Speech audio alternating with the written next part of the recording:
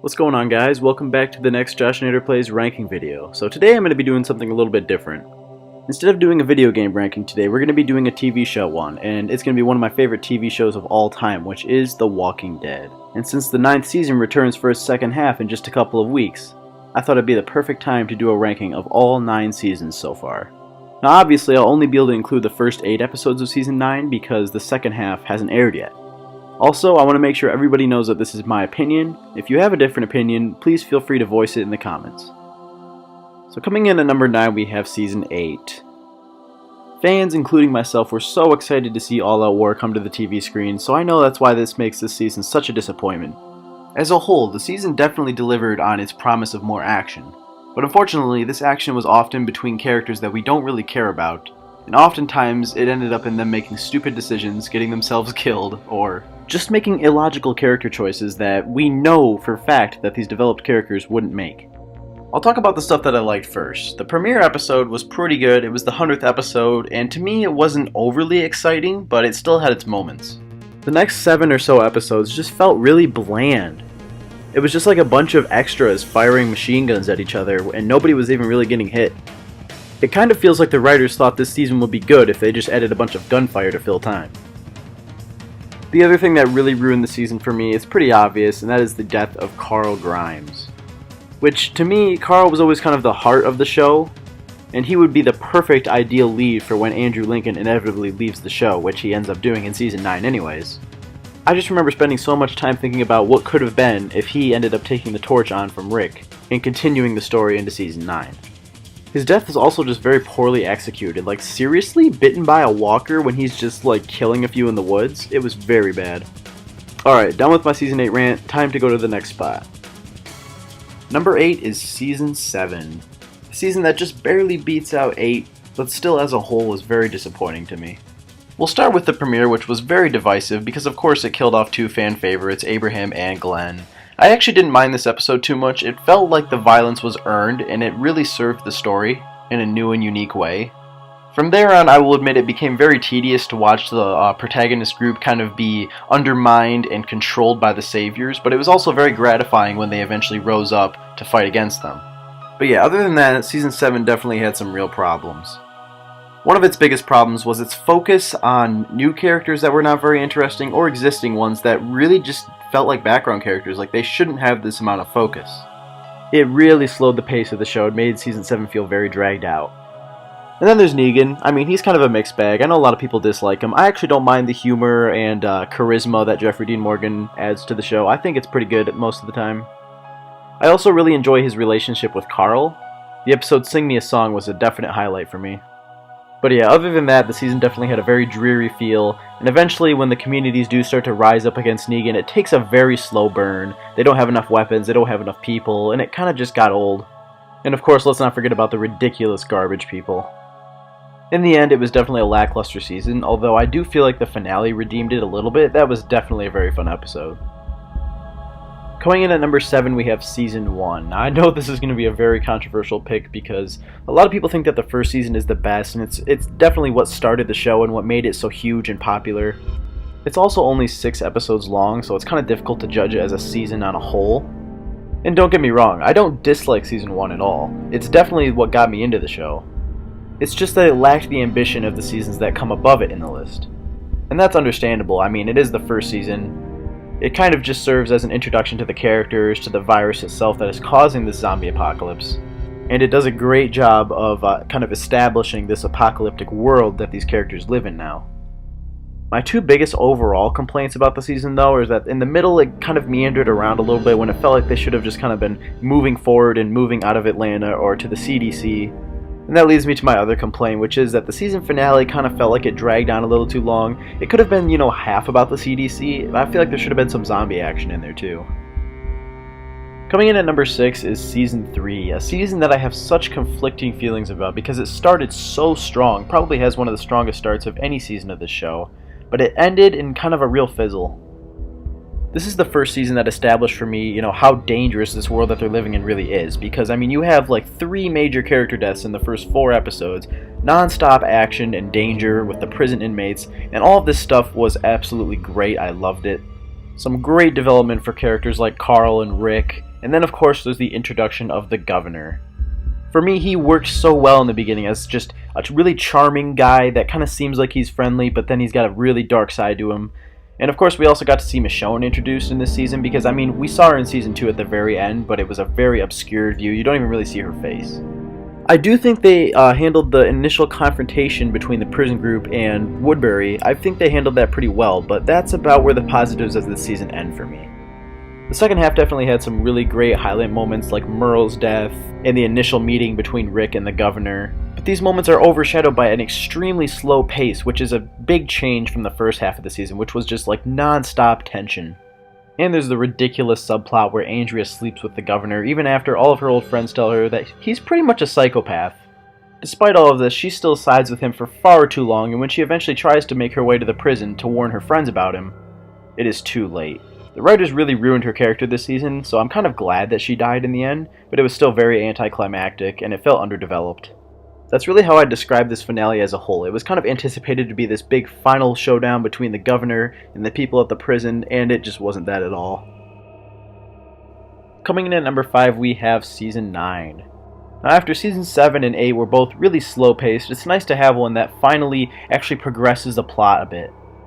There are 2 very long time jumps just within the first 6 episodes of this season, which I kind of have mixed feelings about because, I mean, 6 years is a very long time and that's how long the second time jump is, but the first one was very necessary, I feel like, to develop these characters further after the end of All Out War. But overall, I feel like new showrunner Angela Kang did a great job of recapturing the magic of what made the early seasons so good. The dialogue is already so much better than it used to be. There's also new threats, relationships, and plotlines that we've never really seen before. I'm also really happy that the season decides to focus a lot on our main characters, Maggie, Rick, Daryl, and Carol, because these are the characters that really made me like this show. And of course it was announced on AMC that Andrew Lincoln would be leaving midway through this season. Overall, the first 4 or 5 episodes are just so well balanced between the situation with the Saviors, this new threat of the Whisperers, as well as Rick's exit. My favorite scene of the season so far is probably the conversation between Rick and Daryl in the pit, as they're kind of discussing how Rick spared Negan. So far, Season 9 is not without its problems, though. I definitely do have mixed feelings about Rick's exit, about how they kept him alive after building it up as this big thing that Rick's probably gonna die. I mean, they even showed an explosion that made it look like he died, and then, whoop, turns out he gets saved by the helicopter, which was kind of a bait and switch to me. I guess we'll kind of have to wait and see if these Rick Grimes movies are any good before we can fully judge his exit. So after Rick's exit, things slowed down a little bit, and I was alright with those few episodes in the middle there, but once we got to episode 8, which is the real introduction of the Whisperers, I was absolutely mesmerized. They really did bring the horror element back to this show this season, and I really hope they maintain that in the second half. In the number 4 spot, we have Season 2, a season that a lot of people didn't like, but I actually really appreciate in the long run. Now, the first episode was really great because it kind of still had that mysterious feel. The show was still pretty much in its early days, and of course there's the scene with the giant herd on the highway, which was pretty terrifying.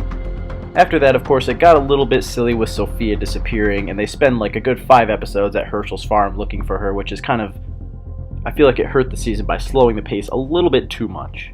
Despite the fact that the season was a little bit slower paced than others, it definitely was good in that it gave the characters a chance to breathe and really develop into the people that we know and love today.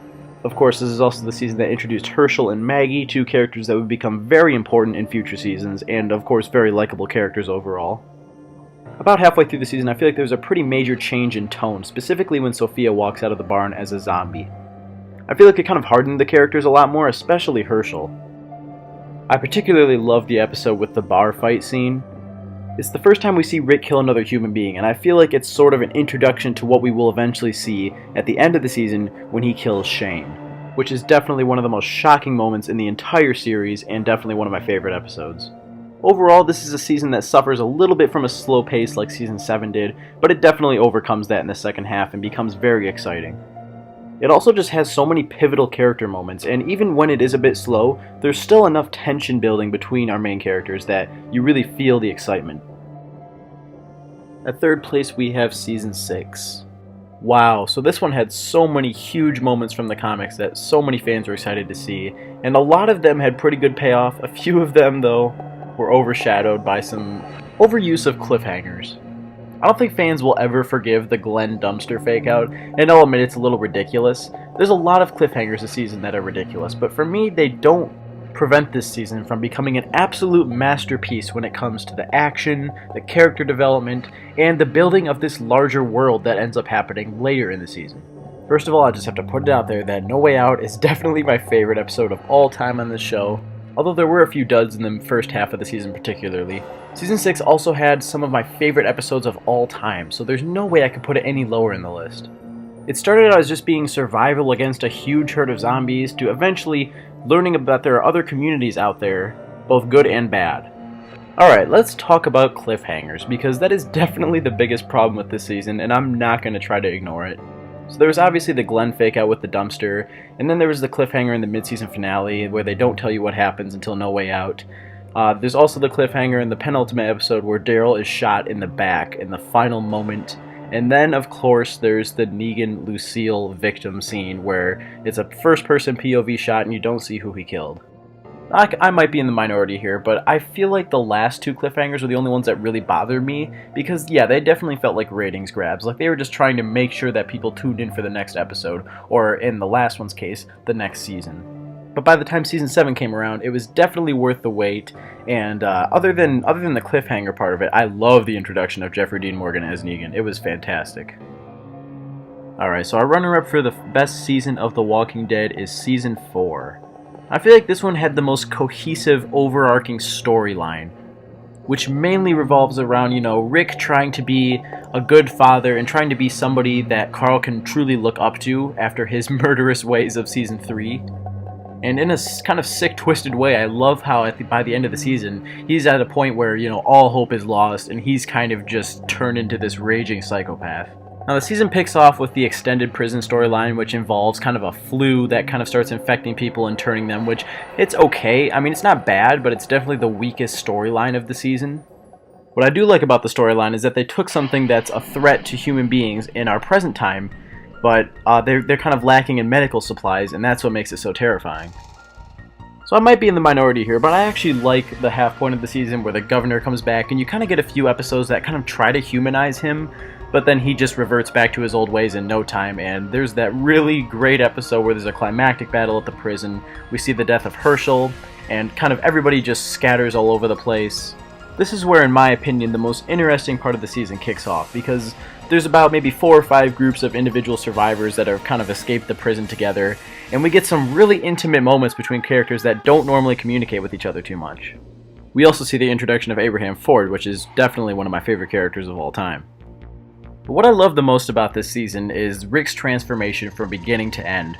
From farmer, a guy that's trying to protect his son from the violence and horrors of the world, to a guy who realizes that he just can't, and sometimes he's going to have to be the man that bites somebody else's throat out to survive. Overall, really loved this season from start to finish. It was very difficult to choose between this one and the top pick. Alright, and the best season of The Walking Dead, in my opinion, number 1 is Season 5. So this is the season with the most blood, the most gore, the most action, the most plot progression. In my opinion, you just can't top this season. Say what you want about the hospital arc. I know I didn't like it upon first viewing, but after watching this season over again, I actually kind of had a new appreciation for it. They were trying something different, and while it didn't work in all aspects and Beth's death felt a little bit underwhelming, it was still a very good arc overall. And I would have preferred that over, them just walking out on the road after Terminus until they finally arrived to Alexandria.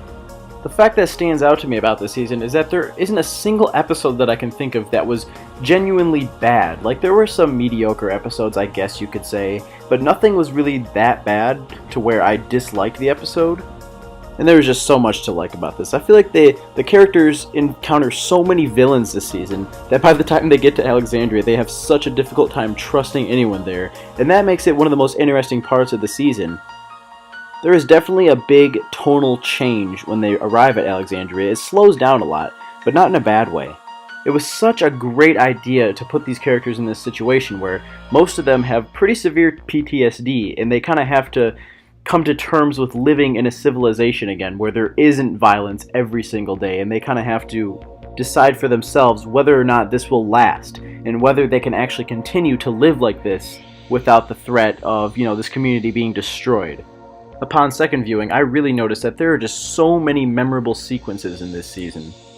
And of course at the very end in the finale, there's this awesome moment where Rick has to kind of show all these naive Alexandrians that you can't just let killers live inside your walls. You can't just, not have somebody, guarding the place from a sniper tower. And then, after shooting a guy in the face, there's that awesome moment where Morgan shows up. Yes, one of the most influential characters in Rick's story comes back, and I love this season as a whole. Actually, no, I actually love everything about this season, and that's why it is ranked at number 1 in the ranking of all 9 seasons of The Walking Dead so far. Hope you guys enjoyed this video. If you did, make sure to give it a thumbs up and comment if you wish, and I will see you guys in the next video. Thanks for watching.